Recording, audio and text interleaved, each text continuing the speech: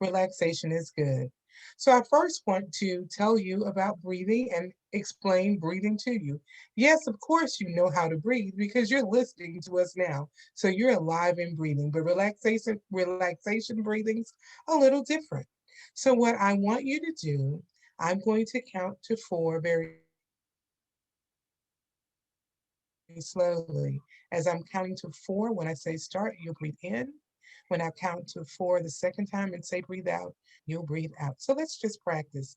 Breathe in, two, three, four, out, two, three, four. In, two, three, four, out, two, three, four. One more time. In, two, three, four, out, two, three, four. I want to do a different one tonight. I want you to think of your favorite color. And as I say breathe in, you're going to close your eyes and you're going to feel that every time you breathe in, you're going to feel that color start at your toes, go up your legs to your stomach, and up and up. I'll talk you through it. And you're going to be totally wrapped up in your favorite color. And I'll just walk you through it.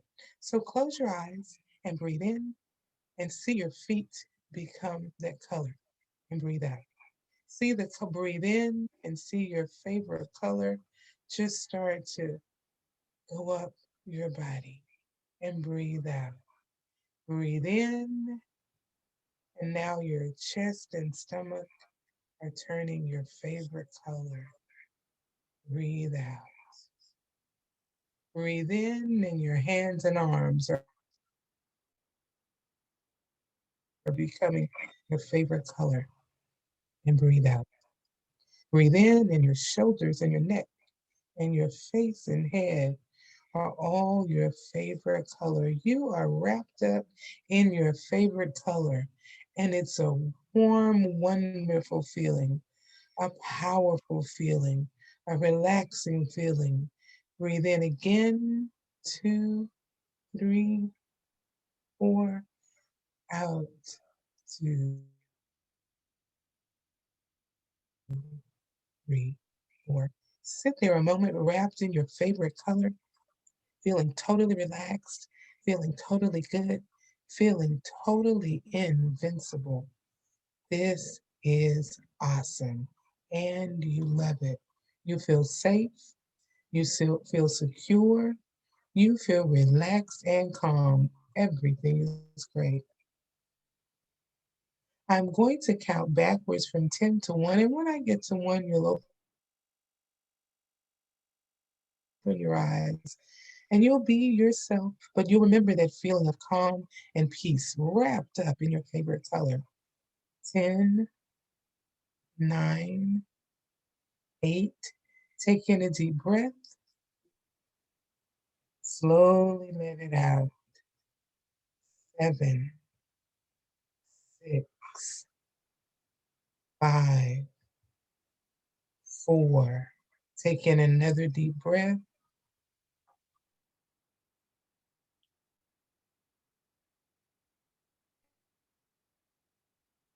And breathe. Now, the reason I wanted us to start that way, that's my way of saying, caregivers, I'm here to help you feel relaxed. And hopefully you do. Veronica, Absolutely. it's back to you. Thank you. Definitely, definitely feeling relaxed and definitely hoping that those of you participated in that exercise, those of you who are watching with us. Whew, all right. So we can go ahead and get started with a few questions for you, Miss B. Um, so the first question I have is, what are some of the challenges that caregivers are dealing with from a mental health perspective? I think the biggest challenge that they're faced with, the caregivers can be faced with, is managing their own mental health. Hmm. because you're so busy taking care. Oh, you're so busy taking care of everybody else, you forget to take care of yourself as a caregiver. And having been in that role, I understand. So what happens is you don't have time for you. But I always like to start by saying if you've ever flown on a plane, they remind you if the oxygen mask fall down and you are taking care of someone, put the mask on your face first, then on theirs. Why? If you pass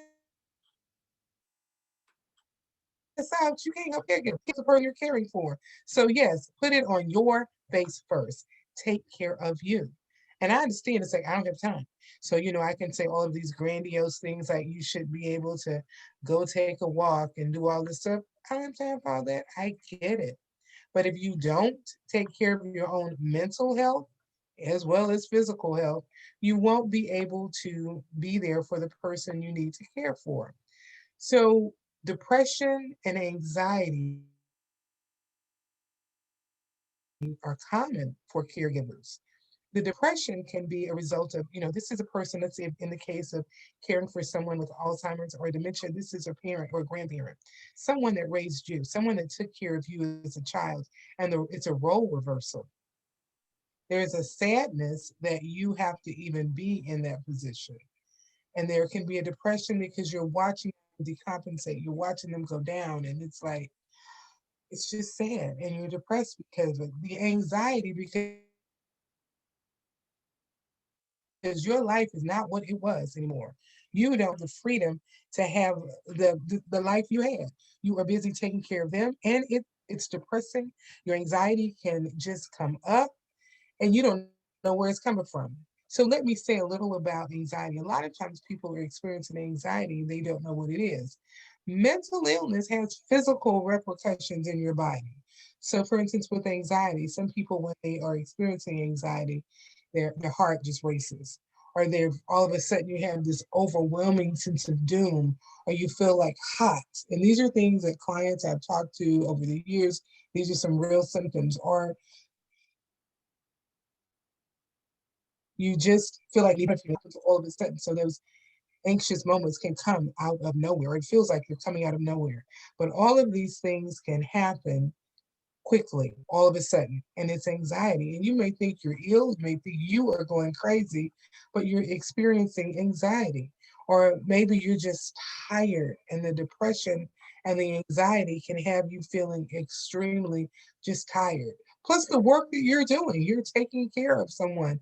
And many caregivers are still going to work or still have children at home, and you don't have time for yourself. And so mental health can be greatly impacted because you have so much going on. Mm-hmm. Mm-hmm. Thank you. A few more things. Okay. Oh, can I mention something about self-medication? Absolutely. Self-medication is simply when you need that glass of wine to go to sleep at night, every night, and it started out with a half a glass. It's got a little bigger and a little bigger, and you realize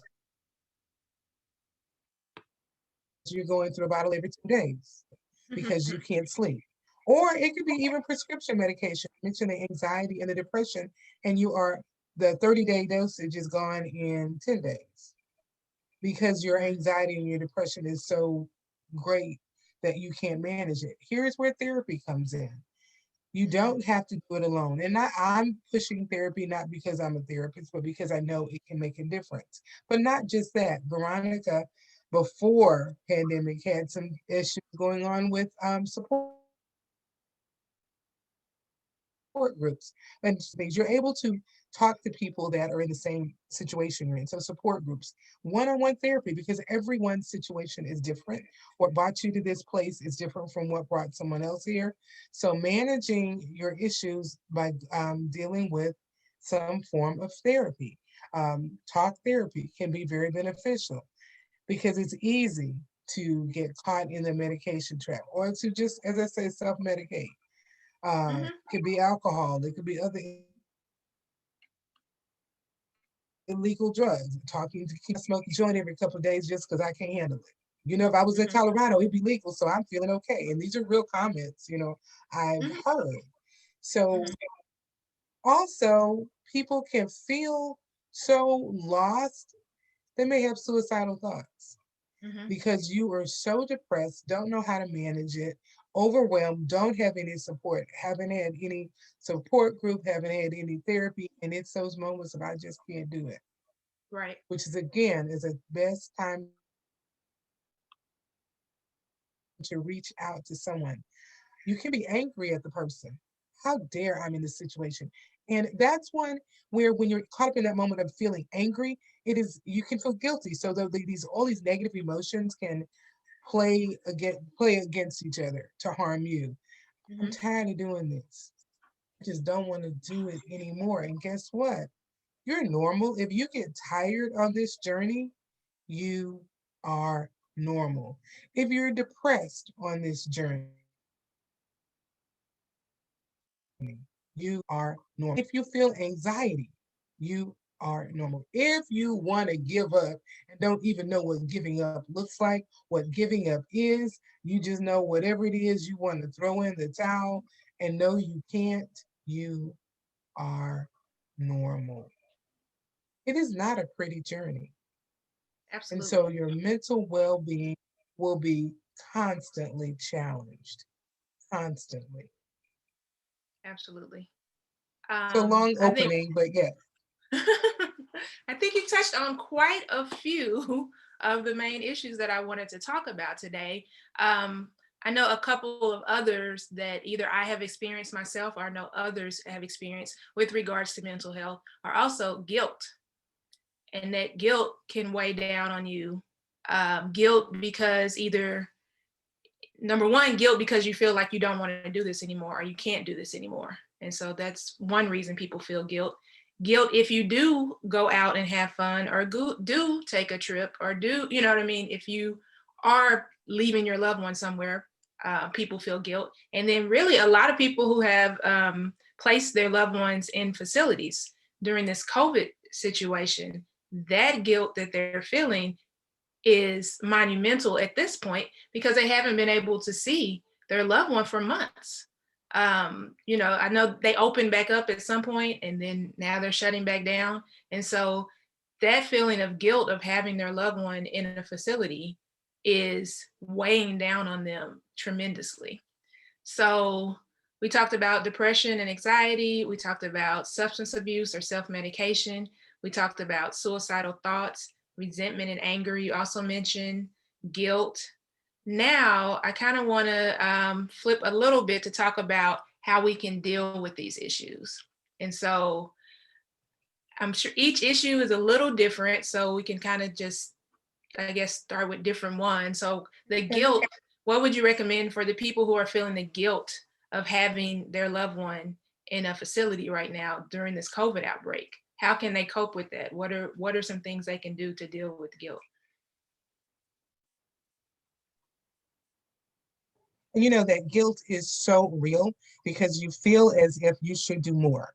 And that's part of the guilt. If I didn't put them in that facility, they'd be here. If I didn't do this. So you find yourself going down a very long road of ifs, or if I coulda, woulda, shoulda, as they say. If I would have done this, I could have done this differently. I should have done this. Well, you didn't. You're where you are. And typically, the decision you made at that time was the best for the person you're caring for you, for your family. When you have to make that decision to place a loved one in some type of facility, it's still out of love. But it is very difficult because they are not there with you. So you don't know, it's like, how do I handle this? They're not here. What do I do? I'm feeling guilty. Let the guilt go. And that's easier said than done. It is not like you just wake up and say, okay, my guilt's gone. I'm good. No. Right. But daily release yourself from the guilt. Hold on to what it caused you to make that decision. Because we always second guess ourselves. Well, but I did it. And maybe honestly, you put him there in a moment where I just can't do it. I'm just tired. I can't do it. And that's still Hmm. legitimate because maybe you were too tired to continue to care for them. And then you can't Mhm. see them and you know that you don't know what's going on. You know they're not getting better. You know that it's a strange place for them, but you cannot always be everything. And that's, I think, the hardest part of the guilt, knowing that maybe you can't be everything to that person. Guess what? You can't. And accepting that is a very difficult reality. That if what is best for them was to put them in a facility, and you're thinking, but it was best for me, not them. Again, put that oxygen mask on your face. Maybe that was it. You couldn't take care of yourself, so you couldn't take care of them. That's Mhm. where the support groups come in. Being Mhm. able to be around others who are experiencing the same thing, and you Mhm. realize you really are not alone. Same Mhm. thing. And there can be a certain amount of comfort and understanding of others that are going through those same things. And that can, it doesn't take away the guilt, but you begin to understand you are not alone. There are others who are facing this, but begin to let the guilt rest. Let it rest and understand that, okay, I made the best decision I did at the time. Or on those days where the guilt has become, I just don't want to do it anymore. I'm angry Mhm. because that anger and guilt, you angry and feel guilty about being angry. Understand that that's a normal part of the process. It's Mhm. an ugly process, and that's a part of it. Mhm. I see Tanisha in the comments said adjusting expectations of yourself is important to your mental health. And that is It absolutely. is. You cannot. You're not everything to everybody. You're not everything to anybody. Mhm. And by that everything to anybody, you cannot do it all. Lighten up. I lighten up and realize I used to have the saying, all you can do is all you can do, and Mhm. let God do the rest. Mhm. You cannot do everything. And that's a very hard thing when you're walking this journey. Be nice to yourself Mhm. and Mhm. understand you're doing the best you can with what you have. And that's all Mhm. you can do.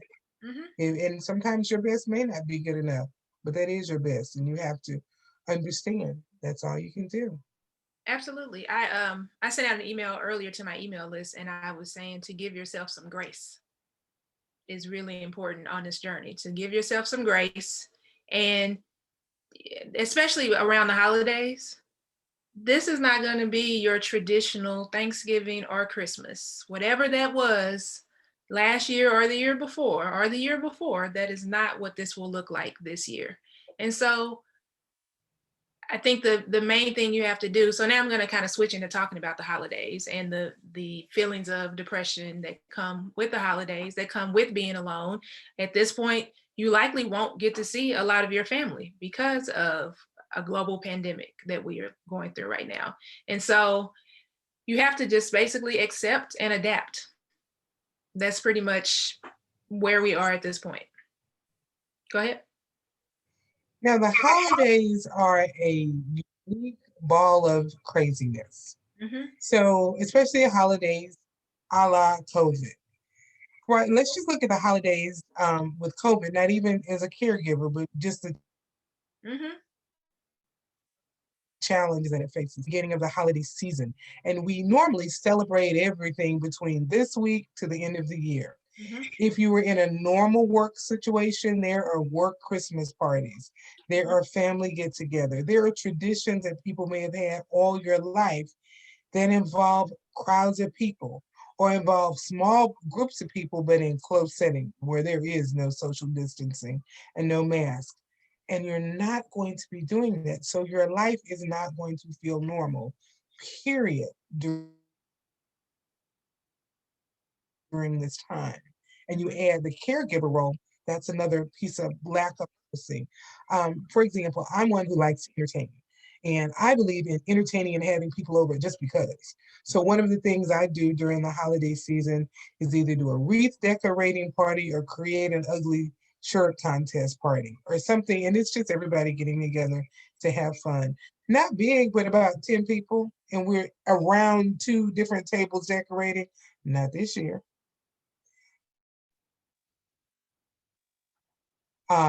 near and dear to your heart won't be there. And what is beneficial for the caregivers is to have as much normalcy in your life as possible. Well, you can't do that in a COVID world. So whatever was your normal is not there either. So that's another setback for caregivers. So then you have to learn, okay, I've got to do something to feel normal. And I've been exploring this, it's still not normal. And if you're like me and you work on Zoom, you do get where you hate Zoom. Zoom is a four-letter word after a while. It's like, I'm on Zoom again. However, flip it around. It is a tool, and whether it's Zoom or Google Meets or whatever, Right. I'm using Zoom as a metaphor for all of them. If Absolutely. you're on that platform, whatever it is, it's like, I don't want to be on it. Zoom, though, has now, and this is specific to Zoom, I'm not pushing Zoom, I'm the only one I've researched, where you can actually play family games on it. And if you Google family games, Zoom, and they have set it up. You can play various games or tell you how to do it. So for if family get-togethers are not going to be what they are starting at Thanksgiving, carve out a time and play Pictionary, play different games on Zoom. Hmm. And it can still be fun. You have to begin to create things that are fun and as close to your norm as possible in Right. this COVID holiday season. Right. Find ways to in I know caring for someone with dementia, there are different levels. So someone who still has, some capacity to know and, see the people and know them, this is a time to get them on Zoom. Right. Have, like I say, maybe playing family games. If there were fun games your family like to play, find ways to do it virtually. Might take a little work, but you find a way. Oh, you know what? Well, this is how we're going to do this. So it is Hmm. not what you're used to. It is not that norm, but okay, that's not going to happen this year. And part Right. of it is, okay, this is where we are. This is the reality of it. What can we do with the reality that we have? We can just say, okay, Zoom it is, and we're going to have some fun. Hmm. You have to begin to think out of the box because that box is gone. The Absolutely. box of holidays is not here this year. And Right. except that there is no box. So you Right. have to build your own. Right. Something else on Zoom is cooking together. So, if you have family that y'all all usually in the kitchen cooking together, everyone, put your tablet or your laptop or your phone, set it up in the kitchen, and they set theirs up in the kitchen. And then y'all are just having a conversation as you're cooking and getting ready for, the day. Also, there was another one I was about to say. Oh, something else. You might not feel like cooking as a caregiver. If you are too stressed and Mhm. too exhausted to cook, order out. It's okay. Nothing says that you have to cook this grand Thanksgiving feast if you are not feeling up to doing it. So, like I said, give yourself some grace so that if there are things that you just cannot do, you just can't mentally handle, just figure out an alternative. That's And to do. on that note, be nice to yourself and realize that goes back to you don't have to do everything. So if it's cooking is not the thing, like she said, order out. But you can also reach out to others. Sometimes people want to help and you may feel like I'm being a burden. Be able to be transparent and humble enough to accept help. And that's hard as a caregiver because sometimes you don't want to feel like you're a burden to somebody else. But there may be people saying, "You want me to cook for you? Can I do this?" And it might be somebody who you trust their cooking and you like their cooking, but no, I got this. No, you don't. You don't have it. And you don't have to have it. So be Right. willing to take help. That is a hard thing for some people, and especially for caregivers, you're so used to giving, Hmm. giving, giving, giving. So when somebody says they want to offer you something, oh no, I got it. Hmm. No, you don't. Hmm. And you Absolutely. don't have to. So be able to say, you know what, you're right. Well, I want to bring over such and such. Okay, fine. Everything can be contactless now. I'm the kind of person, if I'm going to want to just give you something, I will go by the dollar store, buy a pretty little bowl, just do whatever you want with the bowl. I don't need a bag, Right. and you can make it easy. Or Right. put it in a foil pan and all they have to do is pop it in the oven. Right. Right. But do things, but allow someone to help you. Be Right. open to help. It Right. is okay because you are not Superwoman or Superman. Take that S off, throw it away, burn it, do whatever, but you don't have to wear that S. Accept help. It's okay. You're not weak because you need to accept help. You're stronger because you realize it. Right. Be Uh, bold, allow yourself to be vulnerable enough to say, I need help. I was going to give a literal example of that in the last 24 hours. My aunt volunteered to Okay. come over and help and be with my mom so I could run to the store, do any errands that I needed to do. And I was like, well, I don't really need to go to the store. So that's okay. You don't have to come. Right. And then it was later on in the evening that I was thinking to myself, Self, if somebody is offering to come over here and give you a break, I need you to take that break. And it's really that I had kind of just gotten into Yes. the routine of it is what it is.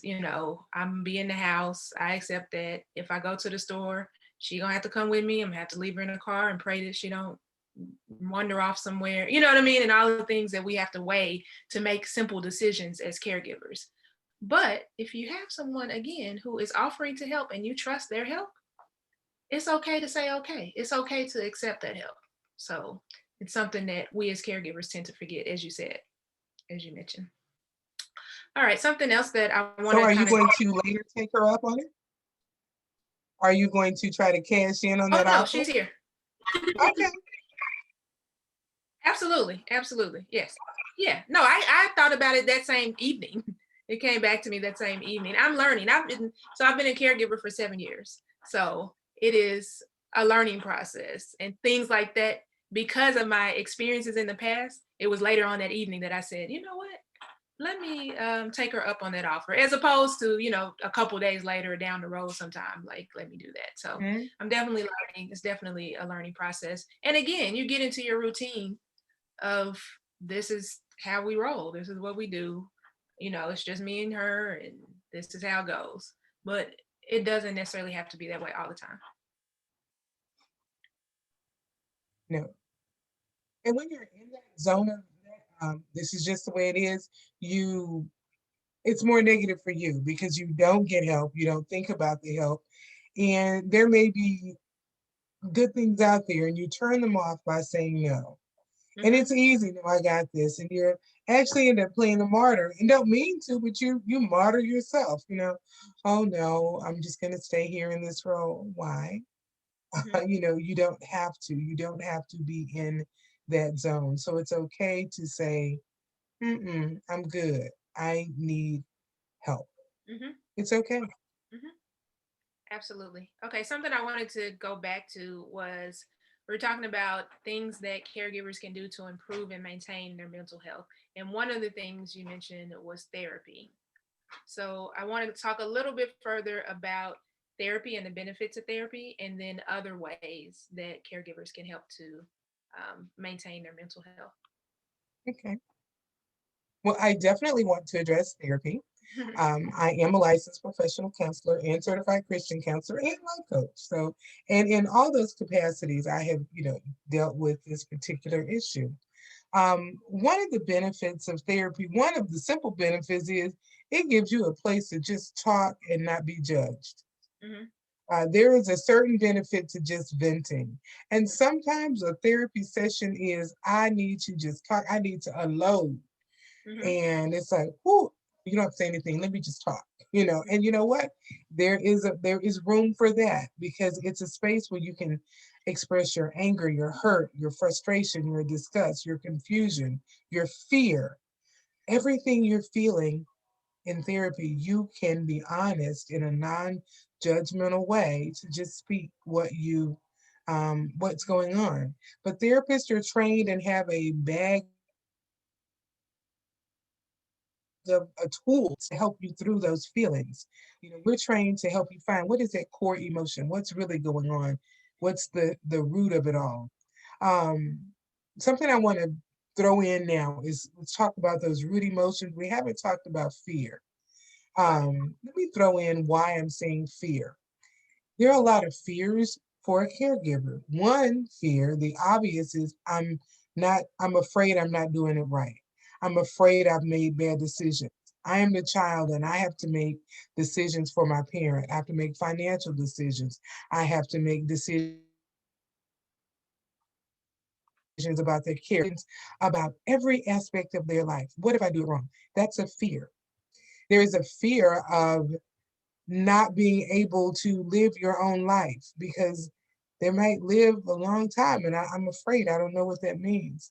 But another fear that people don't want to talk about, what if this happens to me? Mm-hmm.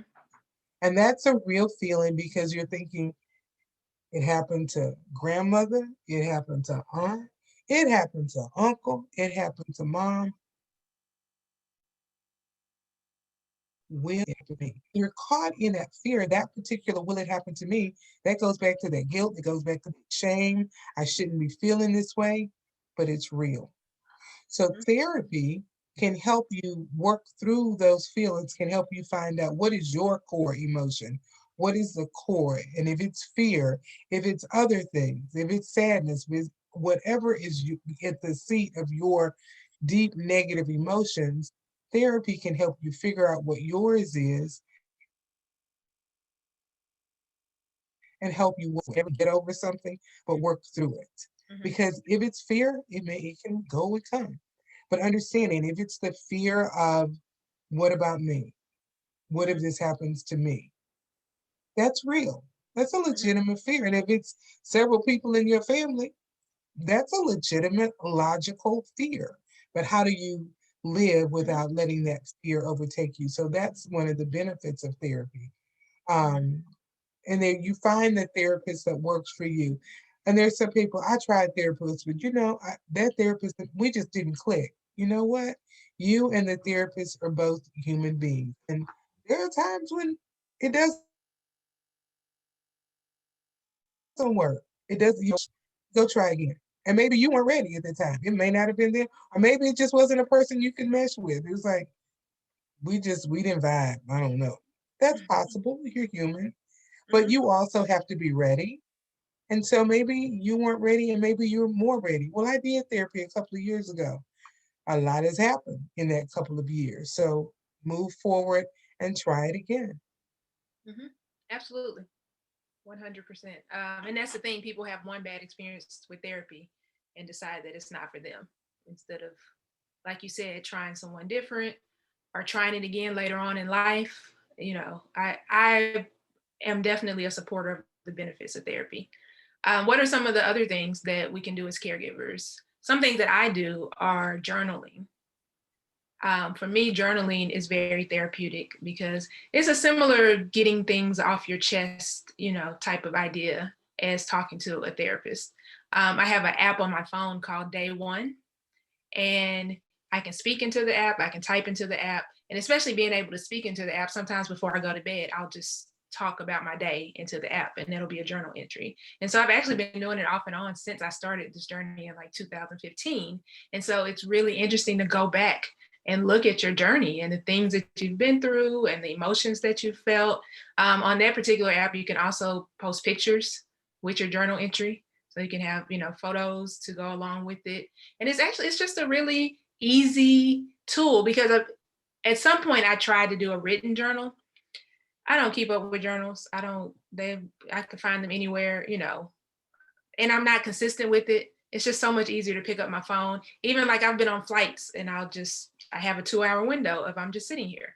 Let me write something in my journal about whatever's going on in life right now. So I definitely think journaling and being able to get things off your chest is helpful. And then also exercise, like going for a walk. Just go. I started listening to podcasts now. And so I can listen to two podcasts or, several podcasts on one of my walks. And you can listen to, there's all kinds of topics out there. There's entertaining podcasts that are funny. There's stories that you can listen to. There's news and just so many options. So for me, that's therapy for me is just being able to go walk outside, especially when the weather's nice, and listen to a podcast on my headphones. So we talked about journaling, therapy, and exercise. Or anything else you can think of Let that's me like a go back tangible? to the journaling.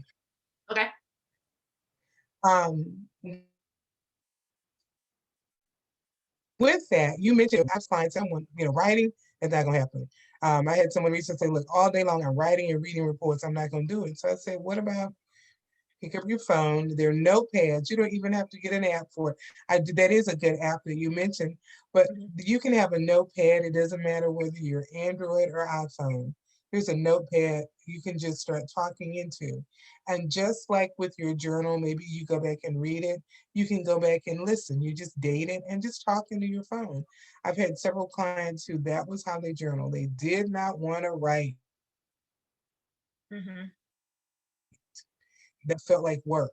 But speaking into your phone, I said, it's your journal. It can be one long run on sentence. It doesn't have to have periods, commas, or question marks or exclamation mark. You just talk Right. and just do it. Even now in the newer version of Word, Microsoft Word on your just regular on your computer, it Mm-hmm. now automatically comes. Well, I have OneDrive or whatever, but Mm-hmm. the latest version of it, it automatically has you can talk into it. It has a little microphone, and it puts a period there for Mm-hmm. you. Mm-hmm. So I'm saying you can just talk into your computer, into your phone, and that's your journal. So you can speak your journal as well as write your journal. With Mm-hmm. regards to exercise, I just want to say this. When you're exercising, you are releasing endorphins, which are happy hormones in your brain, which is why exercise is beneficial, which is why walking is beneficial. Just getting out there and walking. It doesn't have to be a far walk. I personally am a therapist doing teletherapy at home. So I am sitting. If I see 6 clients in a day, that means that's 6 hours of sitting. Now, there may be a break in it, but that's 6 hours where I am not getting up out of a chair, Mm-hmm. whether they're consecutive or not. I have now booked in my schedule where I can go do a 15-minute walk twice a day. Mm-hmm. That 15-minute walk means I go to the end of my block, down a few blocks to a light and back, and it takes 15 minutes. Mm-hmm. But I'm getting out, I'm moving. It's good physically and emotionally for Mm-hmm. anyone to get out and move. Let's say, okay, well, now it's getting to be winter and it's kind of rainy and cold, depending on where you are. It's not exactly the weather to get out there and walk. Right. If you're listening to this, you have access to a computer or phone, or you have access to the internet. YouTube, you can um, tell YouTube to find anything for you in terms of exercise. You can say, you can type in exercises for people with knee problems, exercises for people with back problems, exercises for people over 60, chair exercises, whatever it is. Mm-hmm. And then you can find 10 minutes, 15, 30 an hour, but do something. And I like to give people suggestions that don't cost any money. Right. If you're on this YouTube, if you're on here, then you have free access to YouTube as well. Mm-hmm. And so do things for you and take that time. And the reason I use the short time frames, because if you are the caregiver, the thought maybe of going on this long, beautiful nature walk is going to freak you out. Right. 10 minutes, just 10 minutes. I can't go for 30 minutes because I need to get in the car to go to the place to walk. Right. Walk around the block or do it right in your living room, and then you still in earshot of the person you're taking care of. Mm-hmm. But so make it easy. Again, be kind to yourself. So find ways to make the walking and the talking easy for you. Mm-hmm. I think with COVID, it's really easy to not leave the house because Yes, we where are you gonna go? You can't go anywhere, so you just end up in the house for literally days at a time. And so it's some step outside and get some fresh air. Like even if you don't go for a long walk, just sit outside on your patio in your backyard. Open a window. hmm, Fresh air does amazing things. Like it clears your mind. And so I would it definitely recommend does. that. Yeah. And the benefit of being in Texas, it doesn't get real cold. So Right. you can sit outside longer in the year. Mhm. I take my breaks and sit in my backyard, sit on my little patio. Mhm. And I'm hoping I can find some patio furniture on set because I'm loving working outside. I go Mhm. and I report sitting outside in the sun. That's another thing, the benefit of vitamin D, Mhm. which you get less of in the winter because we're outside less. But we're in Texas, let's face it. You know how hot it was today. Right. But we can sit outside longer. And so there are a lot of benefits to being in the sun. So we're going to get more vitamin D, natural vitamin D, just sitting outside in the sun. And it feels so good. I Mhm. lost track of time the other day and realized all of a sudden my computer was getting hot because the sun was beaming right on it, but it felt good. But find ways to sit in the sun and take Absolutely. in that natural vitamin D, which African Americans we lack so often. It's also some reports benefit you to help fight off COVID. Mhm. Um, Something else that I did over the quarantine, I bought a hammock, and I could take my laptop Mm. outside and sit in my hammock, and I am so productive because it's just, especially on a nice day. So, find whatever that thing is for you, and definitely do that. Um, and so Um, therapy, yeah. Are there any other tips that you have for Yes, coping? find your whatever your bliss is. I'm still going to push the therapy. Outside of the therapy, there's a journaling. Here's some other fun things to do. And it was a big wave a couple of years ago, and that was adult coloring books. There is Mm-hmm. a lot of peace and tranquility about coloring. There are apps on your phone where you can color, but actually going out and get some Crayola crayons and a coloring book. They have, as I say, adult coloring books. So it's not going to be, Mickey Mouse, but more complex drawings.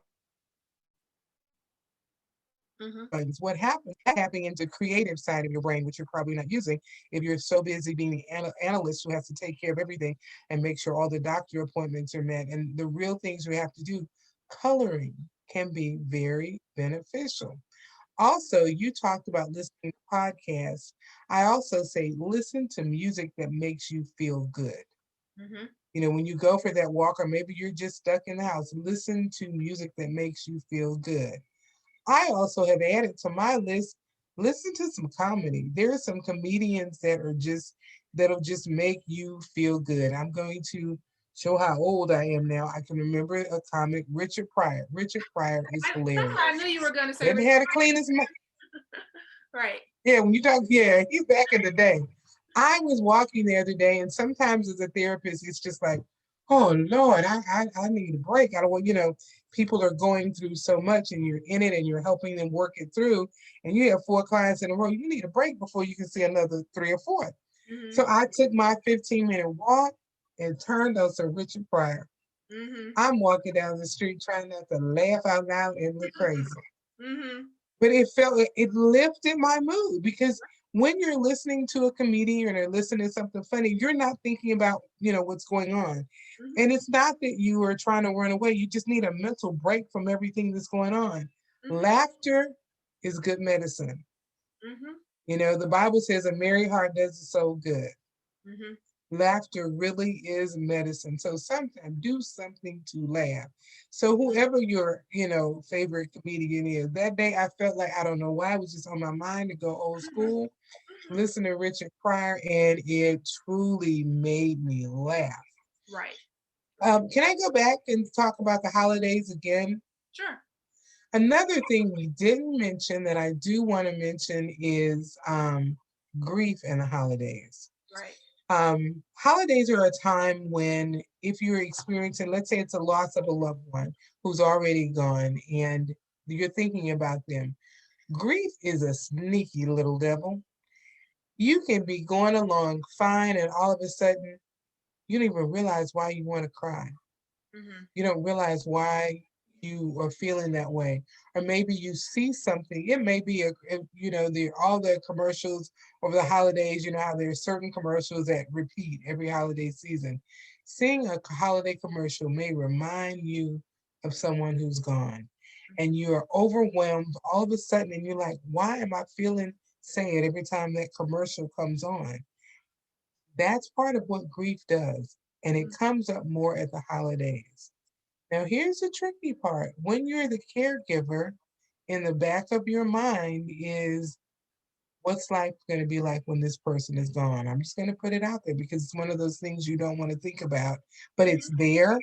Mm-hmm. And you're already thinking about it and you're preparing yourself to grieve almost. And you're going through those stages of grief, the things that you feel. And yes, you feel them real. Understand the reality of grief. And that's when you're journaling and all the other things you're doing. And that's where, if you're in therapy, you want to talk about how this grief is impacting you. But understand that during this holiday season, as a caregiver, your impending grief, as well as grief from someone or something, is going to be real. One of the things we don't often think about is you can grieve the life you don't have.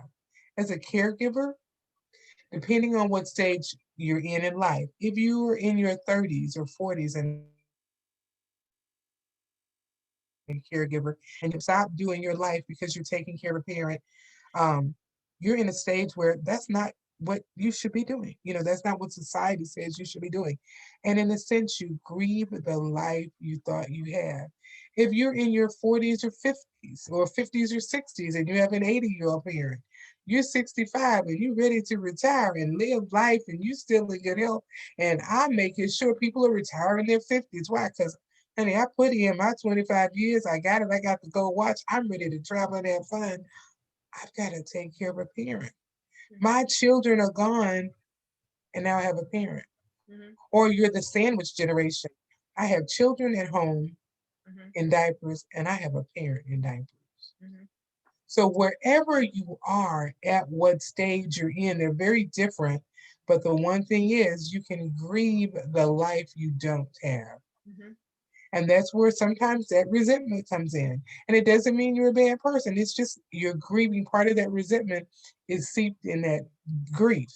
Mm-hmm. I don't have a time. I miss it. I'm sad. I'm sorry. I don't get it. I just don't get it. This is not what I bargained for. This is not the way I thought my life would look. And the holidays makes it a little worse because there's every Christmas movie with the Christmas miracle you're not getting ready to get. Right.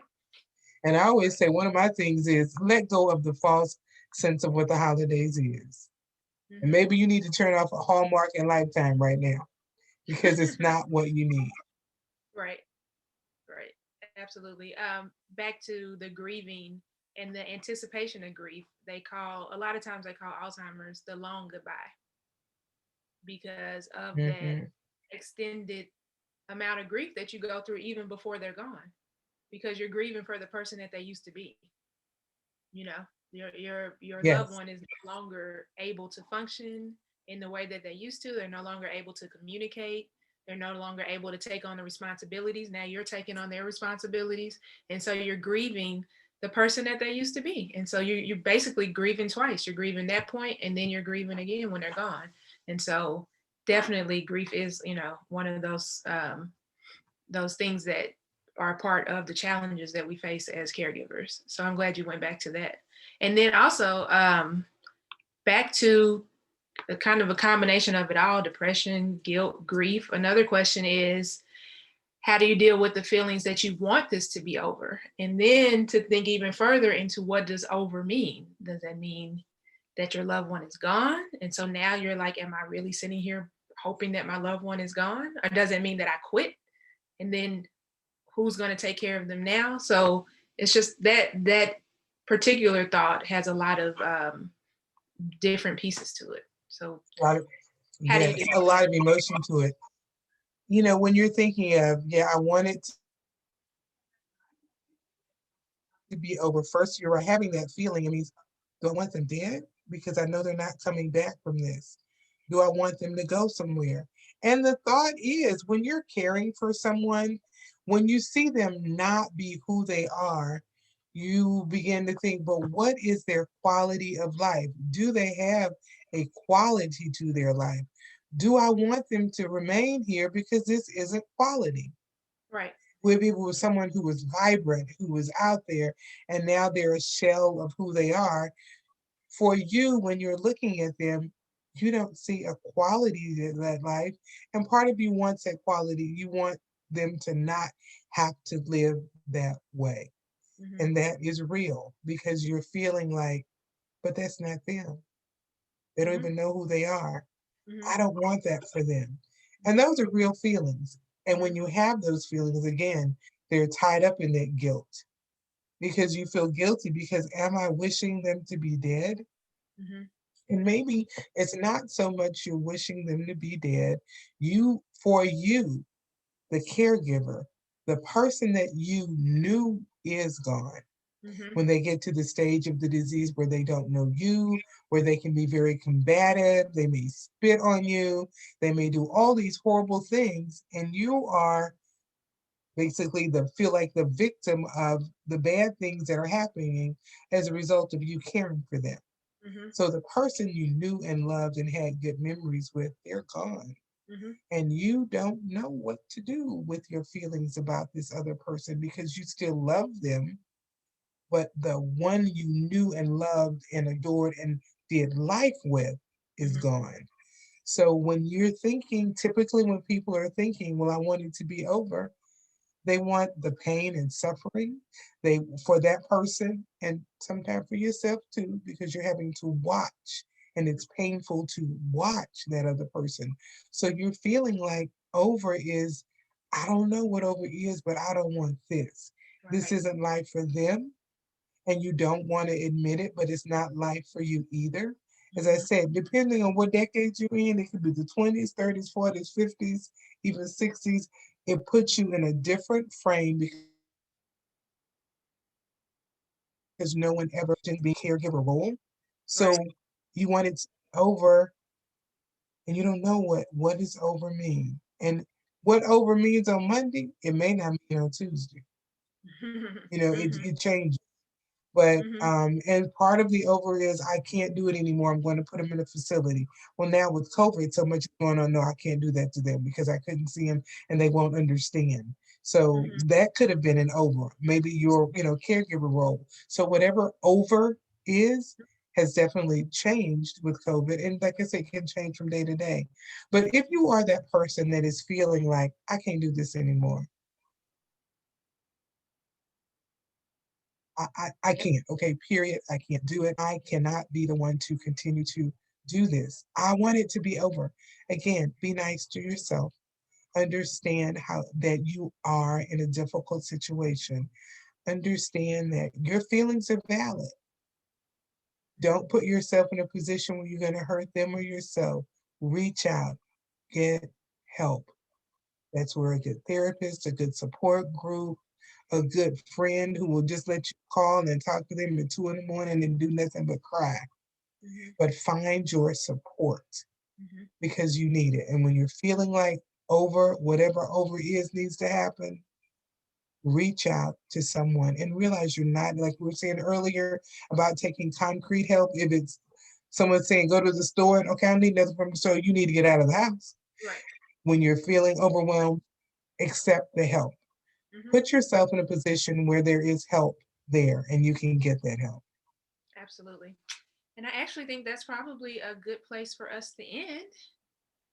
We are coming to a close here, so that was a perfect thing to end on. Is just to recommend and suggest that ask for help and accept the help when it is offered to you.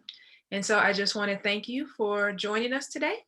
Um, can you tell people how they can contact you if they want to contact you? I, I was just about to say, and I'm going to put it in my background. I think I can tell you and show you.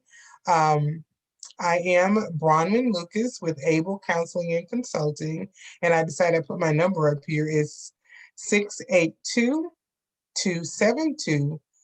682-272-3949, and you can give me a call. If I'm not the therapist for you, I will help you find the one. I do not see myself as the end all be all perfect person for everybody, but I do believe that Right. we can all benefit from therapy at one time or another. So again, it's 682-272-3949. Bronwyn Lucas with Able, confirm, be a lead, and empower you.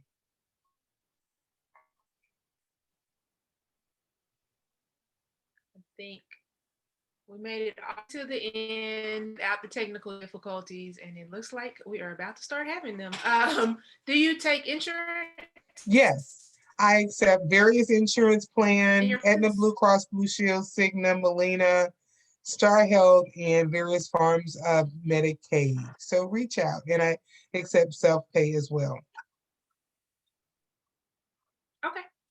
All right. Well, thank you for joining us, and thanks everyone in the audience for joining us. I hope that you benefited from this conversation about caregiver mental health. I hope you were able to take some resources and ideas about how to deal with your caregiver journey and the mental challenges that you might be facing. And we will talk to you later. Thank you. Thank you for the opportunity. Absolutely.